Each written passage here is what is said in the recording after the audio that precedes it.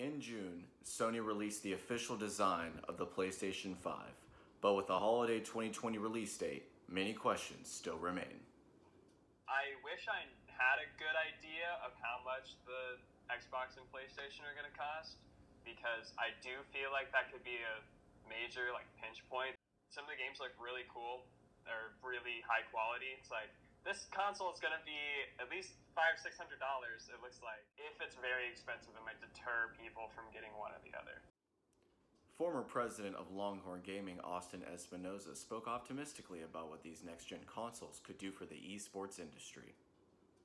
There's going to be basically a huge push for another demographic that doesn't have access to a full-fledged game PC or even just like a home computer sometimes. I think that's opening up the opportunity for more people to play in esports. It's going to just mix the competition a lot, and I think that's always going to be a good thing.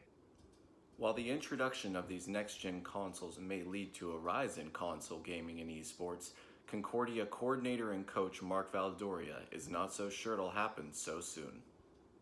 I think it's going to take a little bit more time for them to grow the esports scene. It's not as massive as, the PC gaming, because that's really where the base community is for esports. So the release of the new consoles, I think, is definitely going to expand on esports and help the growth of esports, just because more people are actually going to buy these consoles now that they're indoors. It's just difficult for me personally, maybe necessarily recommend a lot of the next gen stuff when you can just get a PC, because parts are so cheap nowadays. But for a lot of people, it's just well, I don't really care about super high end specs, or I don't really want to throw the $100 in the afternoon figuring out how to do it. Are these console upgrades necessary? Who are they for then? If you're super interested in the games, the exclusive titles that you can really only get on one console, you're really gunning for the new Spider-Man games, you're really gunning for new Ratchet and Clank, go for it.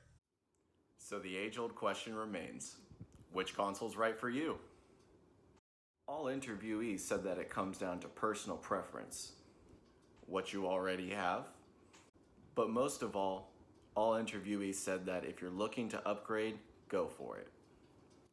So what lies in store for these next-gen consoles? Only time will tell. Until then, I'm Ross Levinsky.